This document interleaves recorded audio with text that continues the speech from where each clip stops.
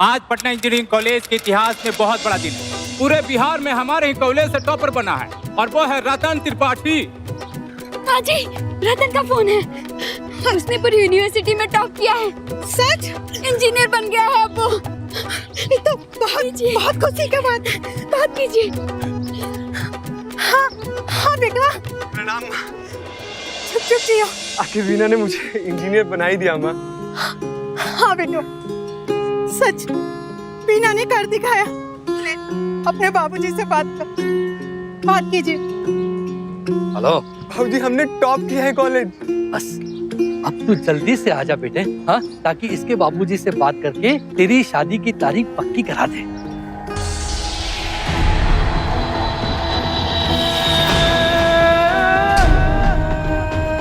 बैठो। चलो। बेटा बेटा चुप। बेटा चल मुर्गा बन। चल मुर्गा बन। मैं माफी मांगता हूँ, छोड़ दो इसको। कान पकड़। एक लड़का इंजीनियरिंग की परीक्षा में टॉप करता है। उसकी इस उपलब्धि से उसके माता पिता और उसकी मंगेतर के जीवन में खुशियों की लहर दौड़ जाती है। एक हंसता खेलता परिवार, जहां होने वाली बहू को भी बेटी का दर्जा दिया जाता है। एक होनहार युवक को अपने जीवन में इससे ज्यादा और क्या चाहिए होगा। और ये युवक अपनी इन सारी खुशियों का श्रेय अपनी मंगेतर को देना चाहता है। फिर अचानक उसके जीवन में ऐसा क्या हुआ कि उसे और उसके परिवार को एक लड़की के सामने इस कदर बेबस होना पड़ा कि अत्याचार और शर्मो हया की सारी हदें ही टूट गई। ये सब क्यों और कैसे हुआ, आइए देखते हैं। अरे गोबर गणेश है तुम्हारा ये सपूत। 5 साल का कोर्स है, 10 साल में भी पूरा नहीं होगा। अरे चौथा साल भी पूरा नहीं हुआ और लग गई ना ये फिर से कंपार्टमेंट। बस अब और नहीं, और एक पैसा नहीं दूंगा मैं इसे। अरे काहे जवान बेटवा पे गर्मी खा रहे हैं आप? एक ही तो साल बाकी है उसका। रतन की माँ, अब और नहीं। हमने आखिरी फैसला कर दिया है कि इसे आगे नहीं पढ़ाना। वो राम चौक का जो दुकान बंद है उसे हम खोल देंगे और एक अंगीठी और एक कढ़ाई का बंदोबस्त कर देंगे। बस ये वहाँ जलेबियाँ तलते रहे। आजकल लोग बहुत शौक से खाते हैं। अरे बेटा,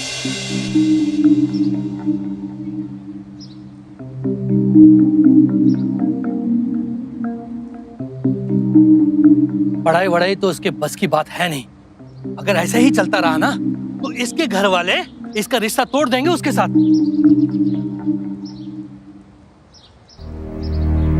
अरे जवान बेटवा है, कहीं घर छोड़कर चला गया ना, पछताते रहना बाद में।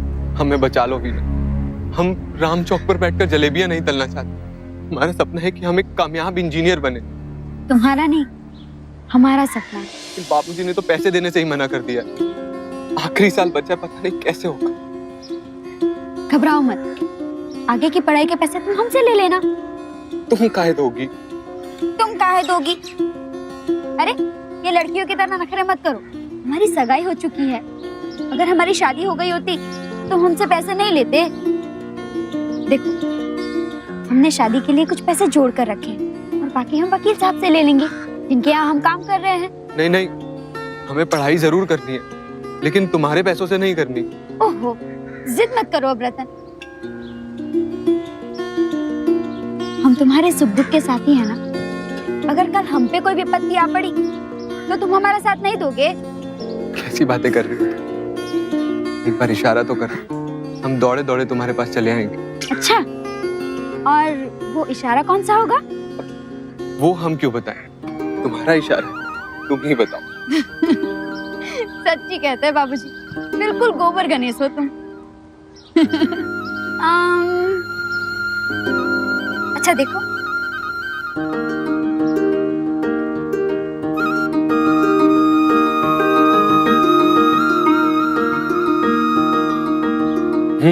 क्या समझे? तो इसका मतलब ये है कि तुम्हें हमारी जरूरत है, तो तुम ये इशारा करोगे और हम दौड़े दौड़े तुम्हारे पास चले आएंगे।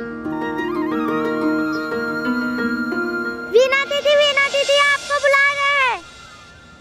देखिए मिश्रा जी, हम रतन के आगे की पढ़ाई का खर्चा नहीं उठा सकते।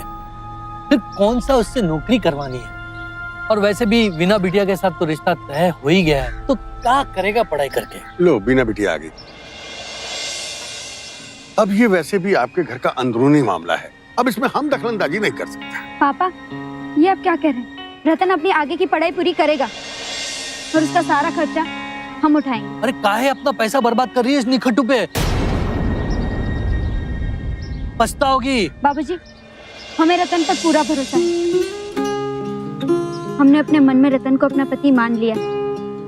अब वो इंजीनियर बने या ना बने उससे कोई फर्क नहीं पड़ता। बस हम चाहते हैं कि हमारे होने वाले पति का हर सपना पूरा हो और उसकी पूरी जिम्मेदारी हम लेते हैं।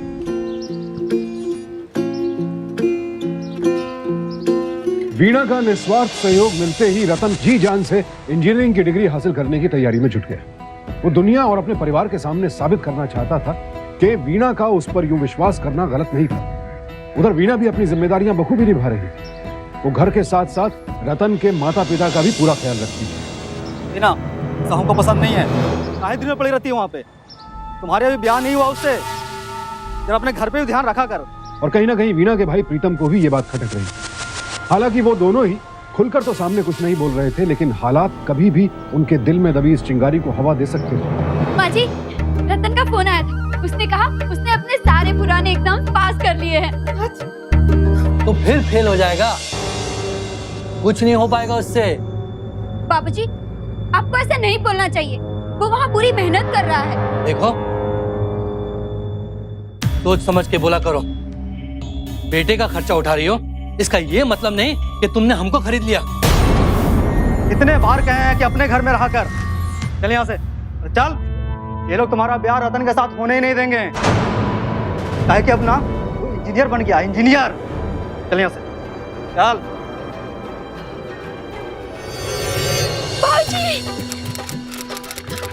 जी, रतन का फोन है। उसने पूरी यूनिवर्सिटी में टॉप किया है। सच? इंजीनियर बन गया है अब वो। ये तो बहुत खुशी की बात है। बात कीजिए।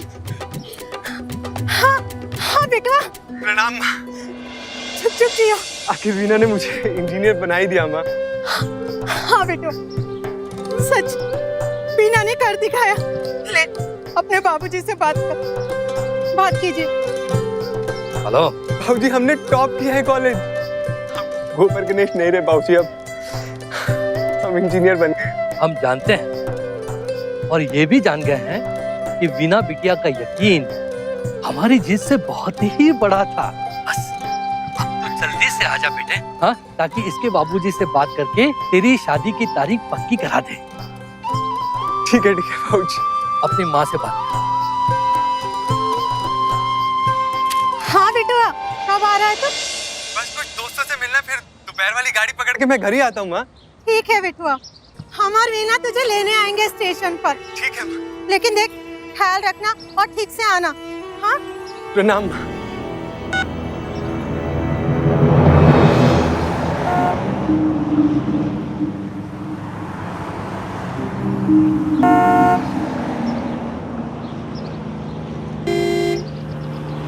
कहाँ जाना है भाई? अरे भैया, स्टेशन जाना है मेरे को। 25 रुपए। अरे क्या बात कर रहे हो भैया, स्टेशन के तो 20 लगते हैं ना। तो ठीक है, आप 20 रुपया ही दे देना।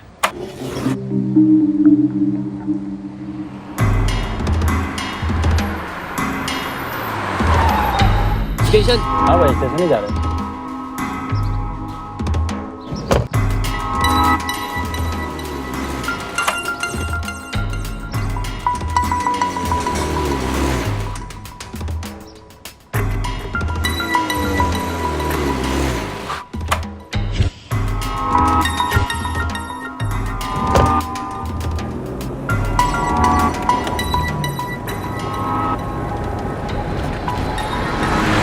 ये कहाँ जा रहे हो भैया? स्टेशन तो उस तरफ को है ना। रोकिए भैया। क्या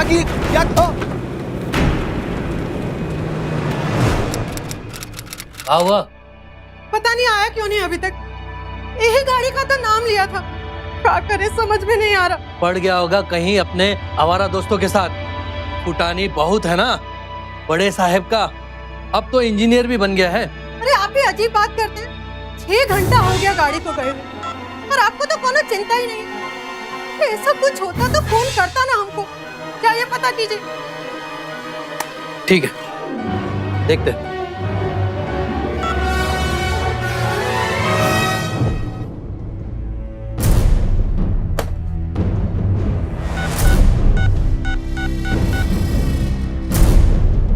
हाँ बेटा, हम रतन के पिताजी हैं। रतन वहां से निकला का नहीं? हाँ? नहीं कुछ नहीं। क्या हुआ? उसके दोस्त ने तो कहा कि वो दोपहर की गाड़ी से निकल गया। एक ही पल में रतन, उसके परिवार और वीना की खुशियां दुखों में तब्दील हो गई। रतन को अगवा कर लिया गया, और क्यों? किसने किया होगा ऐसा? यहाँ ये सवाल इसलिए और अहम हो जाता है क्योंकि रतन एक बेहद ही साधारण परिवार से था, और इस परिवार से फिरौती की बड़ी रकम की उम्मीद भी नहीं की जा सकती थी। तो क्या इस अपहरण के पीछे कोई और कारण था? अरे काहे बवाल मचा रहे हैं त्रिपाठी जी?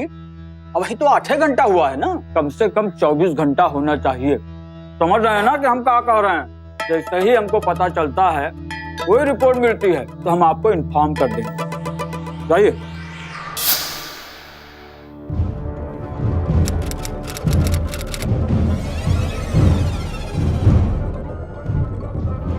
आप तो कह रहे थे कि ट्रेन पकड़ा, उसने तो ट्रेन पकड़ा ही नहीं। ये देखिए।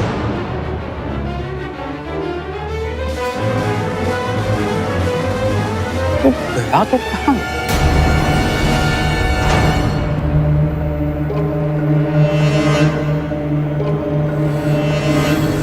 कौन है? क्यों लेके आए मुझे यहाँ पे? छोड़ दो मुझे, मैंने कुछ नहीं किया। छोड़ दो मुझे, मेरे को क्यों पकड़ा तुमने?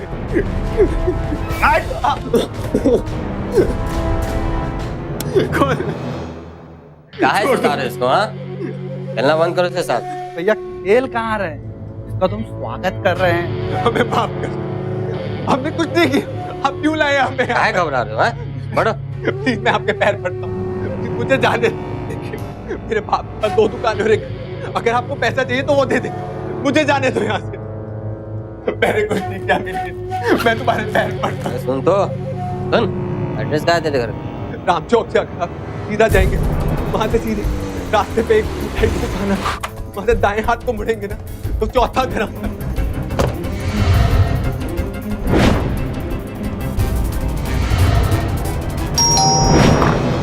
नमस्ते बाबूजी।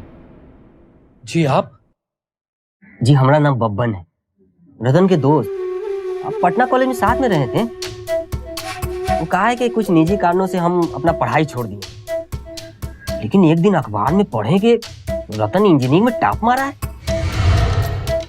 हमको बहुत खुशी, बहुत अच्छा लगा। पढ़ाकू तो था ही, है ना? तो क्या है कि उससे मिलने की हमको बहुत तीव्र इच्छा हुई। तो आपसे मिलते हैं, बताइए कहाँ है हमारा लड़का? रतन, ए रतन। नमस्ते माता जी। बेटा कहा बताया मैं आप, वो रतन पटना से घर के लिए निकला था, लेकिन घर पहुंचा ही नहीं। हमने बहुत जगह तलाश किया, लेकिन उसका कुछ पता ही नहीं चला। क्या बात करते हैं बाबूजी? इतना कुछ हो गया और हमको खबर तक नहीं है, हैं? टेंशन मत लीजिए, एकदम फिक्र मत कीजिए। माता जी, हमको भी अपना बेटा समझिए, समझ गए? एकदम टेंशन मत लीजिए। हम रतन को ढूंढेंगे, पूरा मुजफ्फरपुर से लेके धनबाद तक में अपना लड़का लोग को पूछेंगे। टेंशन मत लीजिए, सब ठीक हो जाएगा। समझे? चलते हैं, हैं? बाबूजी ऐसा कीजिए, आप अपना फोन नंबर हमको दीजिए। हाँ, 984547। हम फोन करते हैं आपको। हाँ? चलते, प्रणाम।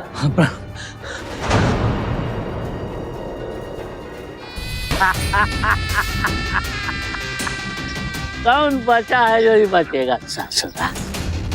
हाँ भाई, क्या खबर?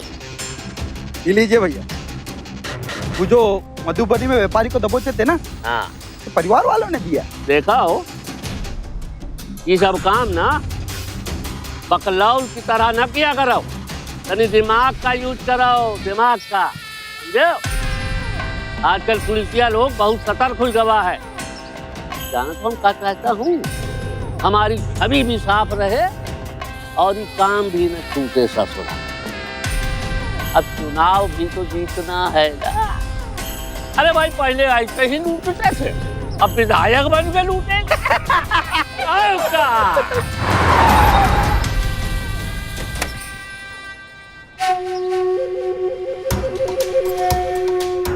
अच्छा प्रणाम। जीते रहो।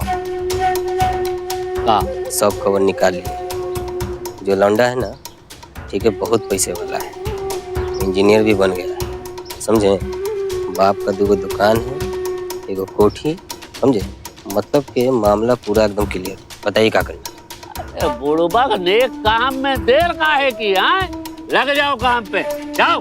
ठीक है सर। हाँ, उतराओ, लग जाओ।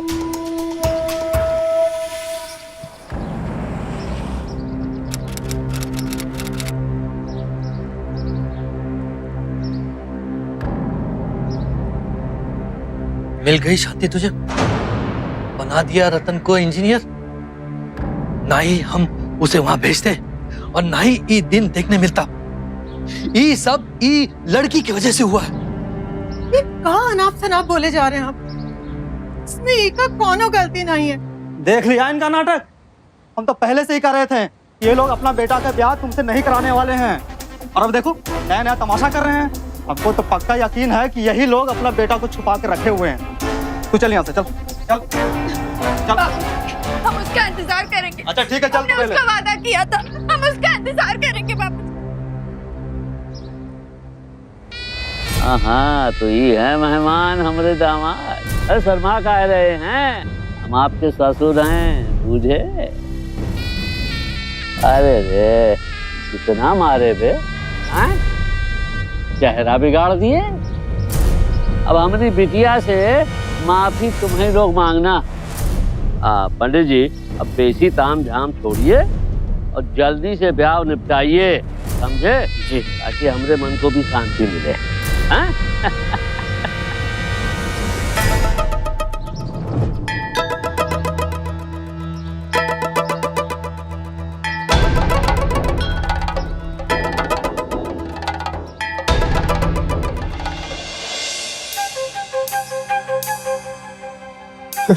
ये लोग मुझको किडनैप कर लिए, मेरी जबरदस्ती शादी करवा दी। मेरे पापा बहुत परेशान होंगे, प्लीज मेरे को बचा लीजिए। बहुत मारा इन्होंने मेरे को।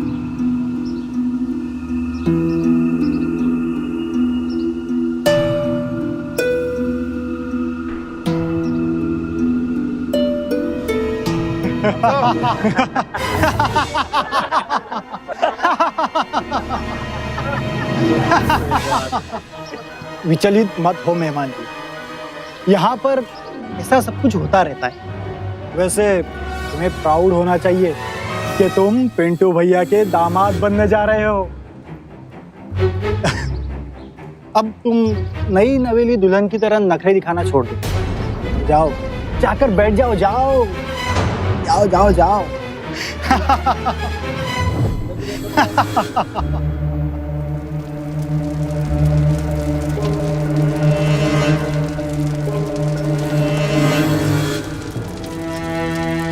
ओम मंगलम भगवान विष्णु मंगलम गरुड़ध्वज मंगलम पुंडरीकाक्ष मंगलम तनुश्री। अब धीरे धीरे इस बात का खुलासा हो रहा था कि ये मामला दरअसल पकड़वा दूल्हा यानी बंदूक की नोक पर जबरन शादी करवाने का था। इस इलाके के बाहुबली अपनी बेटियों का भविष्य सुरक्षित करने के लिए पढ़े लिखे लड़कों को अगवा करके उनकी जबरन शादी करवा दिया करते थे, ताकि एक तो उनकी खुद की छवि सुधर जाए और दूसरा उनकी आने वाली नस्लें उनके काले धंधों से दूर। अगर दहेज लेना अपराध है तो इस तरह बंदूक की नोक पर जबरन शादी करवाना भी तो किसी अपराध से कम नहीं। अब सवाल ये उठता है कि जिस रिश्ते की शुरुआत ही इस तरह जबरदस्ती से की गई हो, उसका टिक पाना कहां तक संभव है। ठीक ऐसा ही रतन के साथ भी हो रहा है। अरे चलो जाओ यहाँ से, चलो जाओ जाओ। पुलिस का कह रही है, वो लोग कुछ करते काहे नहीं? अरे वो तो यही बोलत है कि खबर मिल जाएगी तो हम बता देंगे। अरे हमारा तो दिमाग खराब हो गया। हेलो, प्रणाम बाबूजी। हाँ कौन? अरे बब्बन बोल रहे, बब्बन। अरे उस दिन डेरा पे आए थे नहीं, रतन के मेट। हाँ हाँ बेटा बोलो। अरे ये बात आने के लिए आपको फोन किया है। हाँ तो चिंता की कोई बात नहीं, रतन मिल गया। हाँ, कहाँ है वो? हम कल ही उसको लेके आ रहे हैं। भगवान तोरा भला करे। अरे रखते हैं फिर। हाँ? ठीक है ठीक है। अरे सुनती हो, हमारे लल्ला का पता चल गया है। वो उसके दोस्त का फोन था, वो कल उसको लेकर आ रहा है। भगवान का लाख लाख शुक्र है, हमरे बिटवा का पता चल गया। किसे फोन लगा रही हो? वीना बिटिया को। हेलो। हाँ माँ जी। बिटिया, रतन का पता चल गया है। क्या? हाँ, उसका एक दोस्त है ना, वो रतन को लेकर आ रहा है। माँ जी, हम वापस ही आ रहे हैं, हाँ बिटिया, जल्दी आ जाओ।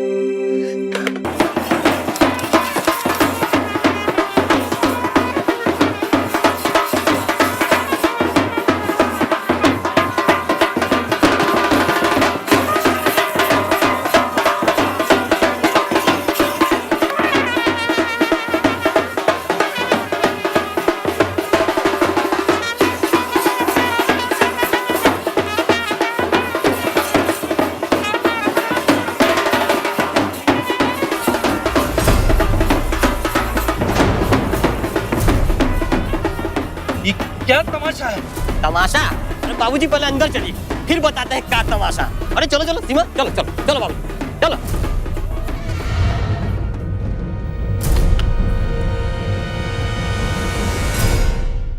देखिए बाबूजी, ये है हमारी बहन सीमा और इसका शादी आपके बेटे रतन के साथ हुई है। तो आज से आपका बेटा पिंटू भैया का दामाद, काहे कि सीमा उनकी बेटी है। तो अब आपको बस 2 बातों का ख्याल रखना है, समझे ना। पहला ही के मेरी जो बहन है इसको कोनो कष्ट नहीं होनी चाहिए, और दूसरा ही के आपका जो बकलोल बेटा है ना, इसे समझाइए कि हमारी बहन को जल्दी से अपना बस। ये क्या बकवास कर रहे हो तुम? चलो चलो निकलो, हमारे घर से निकलो। अरे कौनो जबरदस्ती का? इसकी सगाई पहले से ही हो चुकी है। कौनो जबरदस्ती नहीं है। काहे की जबरदस्ती भैया? शादी ब्याह भी कोई जबरदस्ती की चीज है? अब क्या है कि आपके लिए चाहे कुछ भी हो, हमारे लिए ब्याह है। तो एक बात कान खोलकर सुन लीजिए, है कि पुरानी बात को भूल जाइए, उड़ाइए धुएं में, जश्न मनाइए, समझे? रतन, रतन ये क्या कह रहा है? बता बेटवा, सच क्या है? अरे माता जी, ये पे काहे चिल्ला रही हैं? ये तो बहुत भोला है। कमीने तो हम लोग हैं। माता जी बैठिए, बैठिए, आपको बताते हैं। आओ बिटिया आओ, तुम्हारे बारे में ही सोचत रहे बिटिया। ई लो बाबूजी। एक बात बताओ बिटिया, कैसन लड़का चाहिए तुमका? हमें ना smart, tip top, engineer type होवे का चाहिए। सुने हो, फर्स्ट क्लास फर्स्ट होना चाहिए। हाँ हो जाएगा, एकदम ताजा ताजा निकला हुआ। बाबूजी हमने टॉप किया है कॉलेज। सुने हैं भैया, यही है टॉपर मुजफ्फरपुर। पता लगाए हैं कि बड़े घर का लड़का है ये।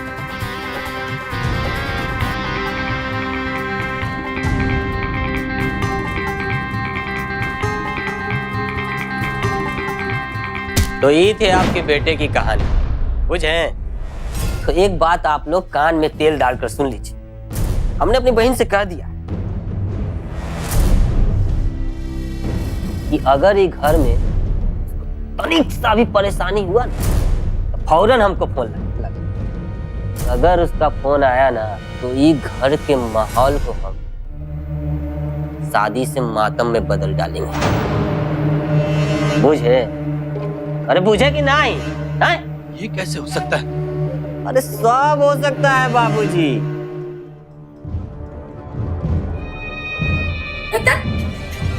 ये सब क्या है? हमारे होते तुमने किसी और से शादी कैसे की? ये सब क्या है रतन? बोलो। ए लड़की, इससे बात करो। अभी हमरे घर का दामाद है। कहा है ना, तो बहन से इसका शादी हुआ है। बहुत खुश है दोनों। पटना में घूमने के लिए एक एयर कंडीशन कार दिया, बड़ा सा ऑफिस है, अब बहुत बड़ा कॉन्ट्रैक्ट है। बहुत खुश है दोनों। ये लोग तुम्हारा ब्याह रतन के साथ होने ही नहीं देंगे, काहे कि अपना वो इंजीनियर बन गया, इंजीनियर। मतलब हमारे भाई ने सही कहा था, आप लोगों ने बेच दिया मेरे रतन को, बेच दिया।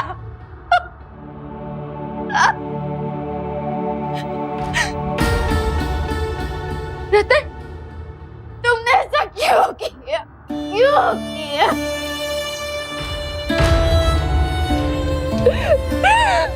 बिटिया इस वक्त यही अच्छा होगा कि तू यहाँ से चली जा। चलो चलो चलो, रास्ता नापो। हाँ, अरे निकलो, माहौल काहे खराब कर रही। चलो अच्छा बाबूजी, अब हम भी चलते हैं, कोनो शिकायत नहीं होनी चाहिए। बस याद रखिए, ऐसी बात तो दीजिए। हाँ, बेटा है हम आपके, प्यार से चलते हैं। दादा जी नमस्ते।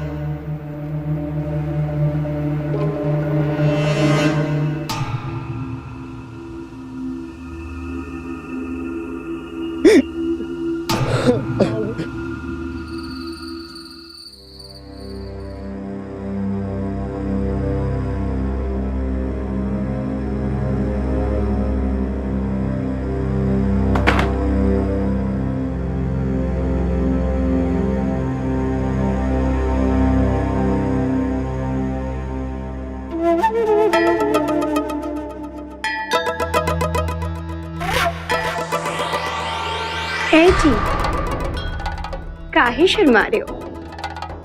एकदम ही बकलोल हो का? आइए ना, बैठिए ना।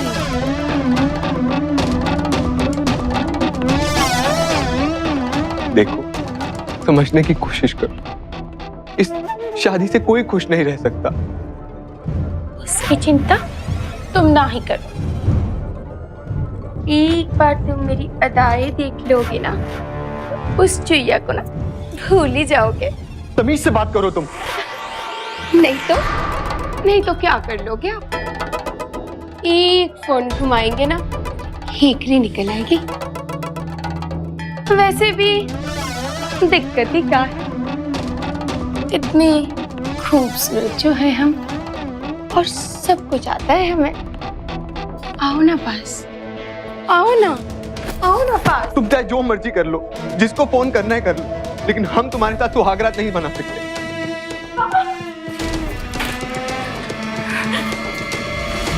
रुको, दिखाओ तुम्हें।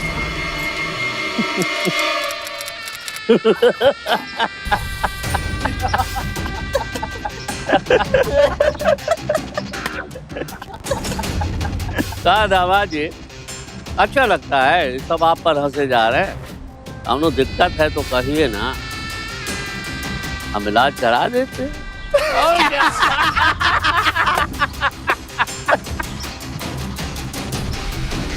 क्या है दामाद जी, भाई अपनी बेटी को अपनाने में ज्यादा विलम्ब न कीजिए। हाँ, बहुत जल्दी हमका इलेक्शन का टिकट मिलने वाला है,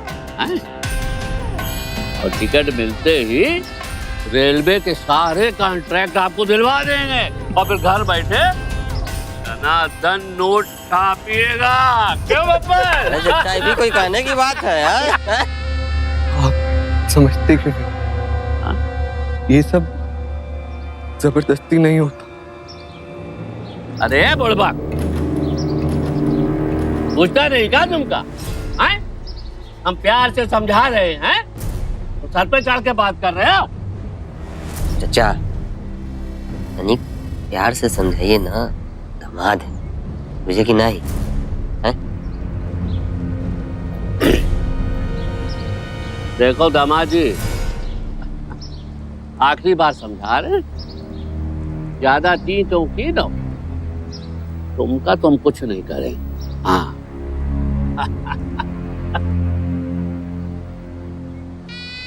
कहा है ना, तुम हमरे दामाद हो। हाँ, लेकिन तुम्हारे माँ बाप को मार के ऐसी जगह फेंकवाएंगे कि लाश भी नहीं मिलेगी। क्या बाबा? चलो अब आखिरी बात कह रहे हैं तुमसे, बिटिया का हाथ पकड़ो, जाओ। आओ ना, जाओ जाओ भाई। हाँ।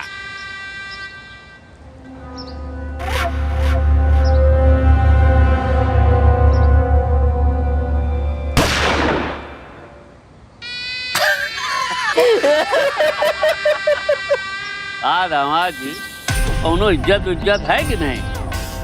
बड़े बुजुर्गों के सामने ऐसे हाथ पकड़ते हैं बिटिया का।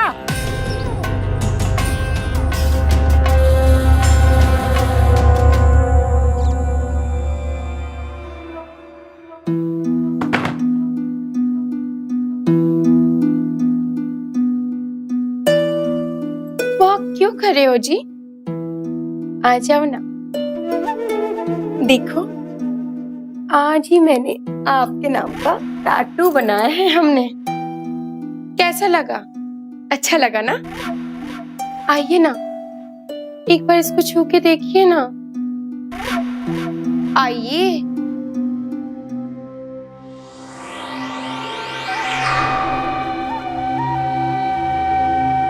क्या हो गया? डर गए का?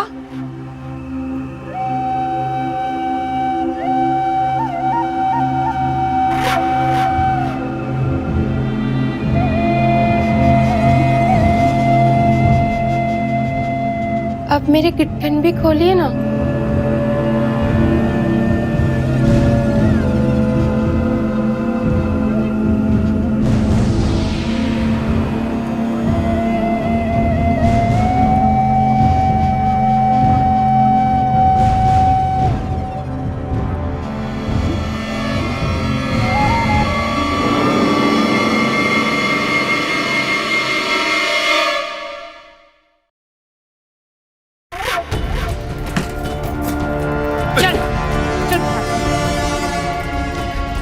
अरे ये क्या कर रही हो? माँ जी, आपने अपने बेटुआ को कुछ खिला पिलाया नहीं का?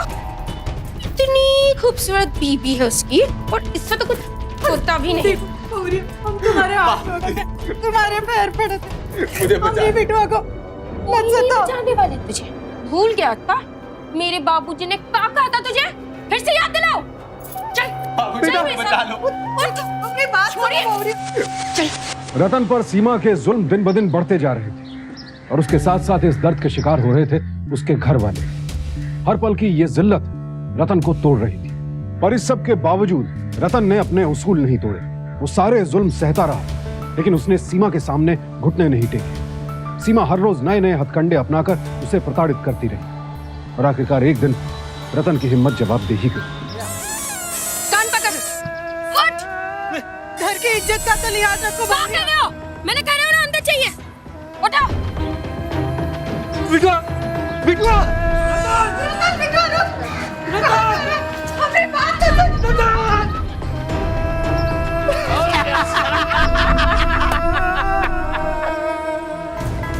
मैं माफी मांगता हूँ, छोड़ दो इसको।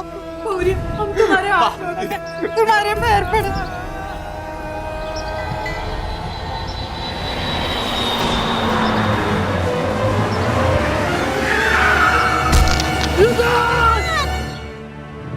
माँ जी, ये सब आपने मुझे पहले क्यों नहीं बताया?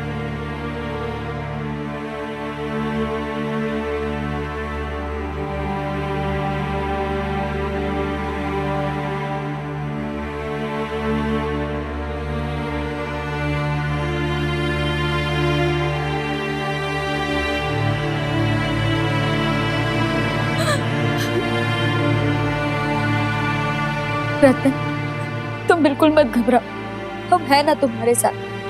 हम पुलिस के पास जाएंगे, वकील से भी बात करेंगे, जो करना पड़ा वो सब करेंगे, लेकिन तुम्हें इस सब से बचा लूंगी।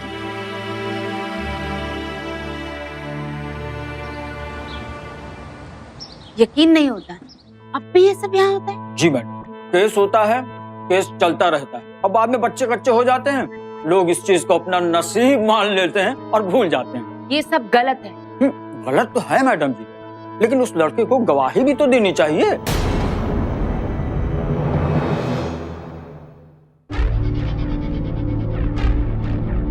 रतन, हम इंस्पेक्टर साहिबा को लेकर आए हैं। इन्हें सब कुछ सच सच बता दो, ये तुम्हें इस लड़की के चंगुल से छुड़ा लेंगे। अरे कहाँ भाग के जा रही है ये लड़की? इंस्पेक्टर साहिबा, देखिए ना, ये लड़की ना हमारे पति के पीछे पड़ी हुई है, हमारी शादीशुदा जिंदगी खराब करना चाहती है। लेके जाइए इसको यहाँ से। रतन, बोलो रतन, रतन बोलो।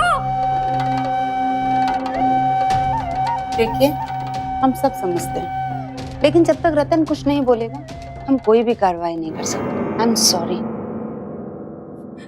इंस्पेक्टर साहिबा, इंस्पेक्टर साहिबा!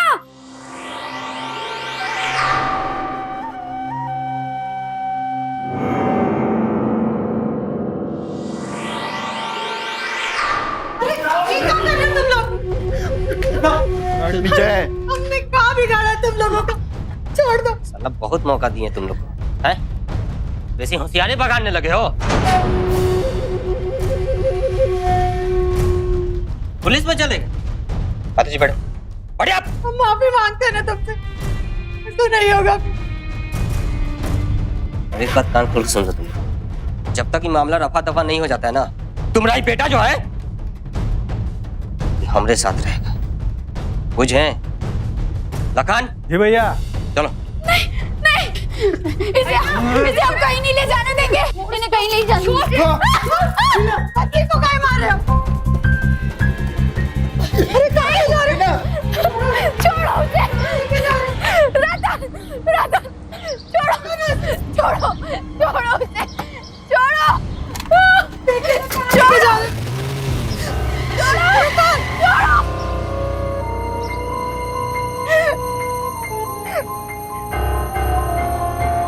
बाबूजी, आप घबराइए मत, हम आपसे वादा करते हैं, हम रतन को जरूर वापस लेकर आएंगे। मैंने हेडक्वार्टर में इस केस के बारे में बात कर ली है। पिंटू भैया के खिलाफ कोई खड़ा नहीं होगा, लेकिन रतन गवाही दे दे तो हम पिंटू भैया को पकड़ सकते हैं, क्योंकि तभी केस बनेगा। इतना प्यार से समझाया, समझ में नहीं आ रहा है क्या? आज टिकट मिलने के बाद हमारी ये कॉन्फ्रेंस है, और वहाँ हम आपको सबके सामने लाएंगे, वहाँ सब लोग आपको जानेंगे, पूरा शहर में आपका इज्जत होगा। अब बताइए, ये सब नहीं चाहिए क्या? चाहिए ना? आज हमको गुड न्यूज मिल जानी चाहिए, नहीं तो कल सुबह आपको बैड न्यूज मिल जाएगी। वो छोकरिया है ना बीना, वो किसी ट्रक के नीचे आ गई। हाँ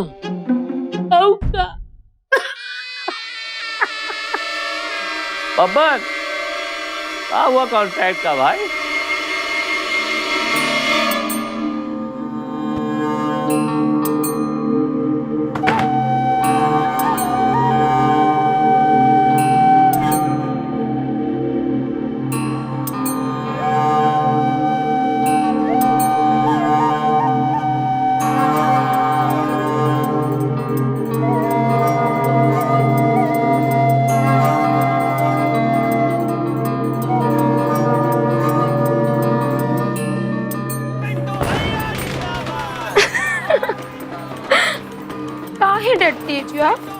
है ना, बापूजी को टिकट मिल गया है, उसीलिए पटाखे फोड़ रहे हैं बाहर, हंगामा हो रहा है। एक बात बताओ, आप ना लकी हो उनके लिए, सच्ची।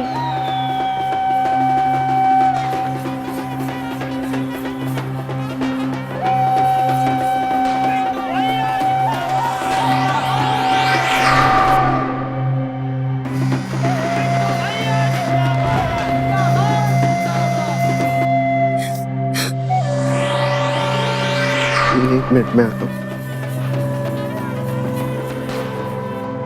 पिंटू भैया को अपना कीमती वोट देके जिताइए और बताइए कि कितना चाहते हैं आप लोग। उनके घर के बाहर सब लोग जमा हो जाइए और अपना अपना कीमती वोट दीजिए। जीतेंगे भाई, जीतेंगे, पिंटू भैया जीतेंगे।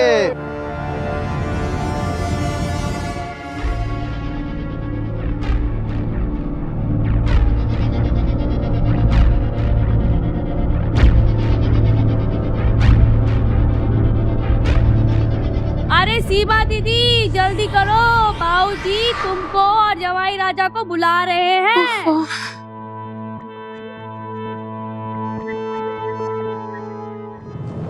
पिंटू भैया जिंदाबाद, जिंदाबाद, जिंदाबाद। नमस्कार। आप सबके प्यार और आशीर्वाद से हमें पार्टी का टिकट मिल गया। हमारा दावा है कि हम यहाँ से जुर्म को मिटाने की खास कोशिश करूंगा और इस राज्य को जात पात के खोखले रिवाजों से मुक्त कराऊंगा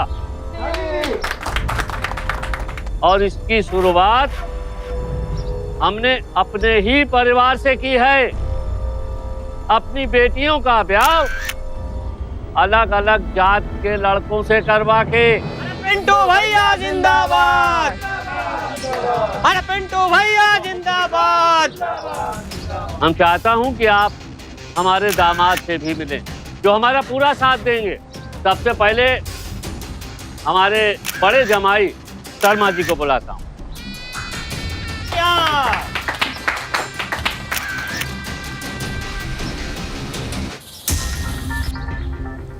पिंटू भैया सिर्फ नाम ही काफी है।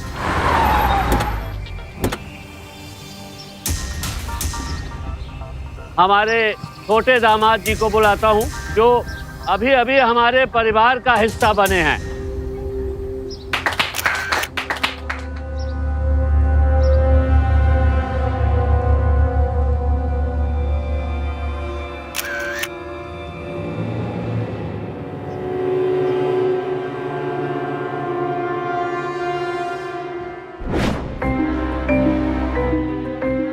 रतन, रो मत, हौसला रखो।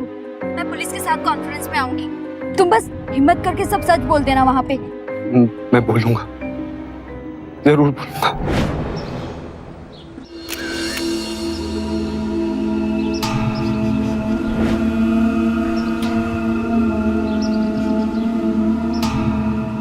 पिंटू भैया, इनका नाम सुनते ही आप सब लोग तालियां बजाने लगते हैं, लेकिन इनका एक और रूप जो शायद आप लोगों को नहीं पता। ठीक कहा इन्होंने, जैसे ये जात पात में विश्वास नहीं रखते, ठीक उसी तरह ये अपनी बेटियों का दामाद ढूंढने में भी विश्वास नहीं रखते। इनका मानना है कि इनकी गवार बेटियों को इंजीनियर जैसा दामाद मिले, लेकिन उसके लिए उनके घर वालों से बात करने में विश्वास नहीं रखते। ये तो सीधा उसको किडनैप करवाते हैं और जबरदस्ती अपनी बेटी की शादी उससे करवा देते हैं, और कोई कंप्लेंट नहीं करती। शायद मैं भी चुप रहता। एक लड़की ने मुझे एहसास दिलाया कि आज अगर मैं चुप रहा तो मैं अपनी नजरों में गिर जाऊंगा।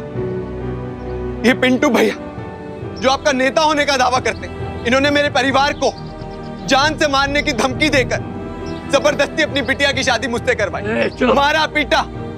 मैं चाहता हूं कि आप सब लोग इनका असली रूप देख लें। और आखिरकार वीणा की जीत हुई। जिस तरह से सावित्री सत्यवान को यमराज के चंगुल से छुड़ाकर ले आई थी, ठीक वैसे ही वीणा ने रतन को एक ऐसी कैद से आजाद करवाया जहां उसे एक लड़की के साथ जबरन बंधन में बांधा जा रहा था, और जो शायद उसके लिए मौत से भी बदतर होता है। पिंटू, बब्बन, सीमा और उनके गुंडों को हिरासत में ले लिया गया और उन पर आईपीसी की धारा 365, 306 और 506 के तहत मुकदमा चला। पिंटू का राजनीतिक जीवन भी इसी के साथ समाप्त हो गया। उधर आईपीएस शर्मा को भी इस गैरकानूनी प्रथा को अनदेखा करके कोई कार्रवाई न करने के आरोप में पुलिस डिपार्टमेंट से अनिश्चित काल के लिए सस्पेंड कर दिया गया। किसी भी व्यक्ति को जबरन किसी कार्य के लिए मजबूर करना उसके मौलिक अधिकारों का हनन तो है ही, अपराध भी है। और इस अजीबोगरीब प्रथा के मद्देनजर एक कानून भी पारित किया गया, जिसके तहत जबरन शादी को गैरकानूनी घोषित किया गया और इसके लिए कड़ी सजा का प्रावधान भी है। लेकिन इस घटना से जो सबसे बड़ी सीख हमें मिलती है वो ये कि अगर रतन इन परिस्थितियों में अकेला ही फंसा होता तो शायद कभी मुक्त न हो पाता। लेकिन चूंकि उसका परिवार, उसकी होने वाली जीवन संगिनी वीणा उसके साथ थे, इसीलिए वो भी इस अन्याय के खिलाफ आवाज उठाने की हिम्मत कर पाया। तो याद रखिए, अगर पूरा परिवार एकजुट हो तो किसी भी समस्या का सामना किया जा सकता है। इसीलिए साथ रहें, सतर्क रहें, सुरक्षित रहें। इसी प्रार्थना के साथ अब मैं सुशांत सिंह आपसे विदा लेता हूं। फिर मुलाकात होगी ऐसी एक और सत्य घटना के साथ। देखते रहें सावधान इंडिया, इंडिया फाइट्स बैक।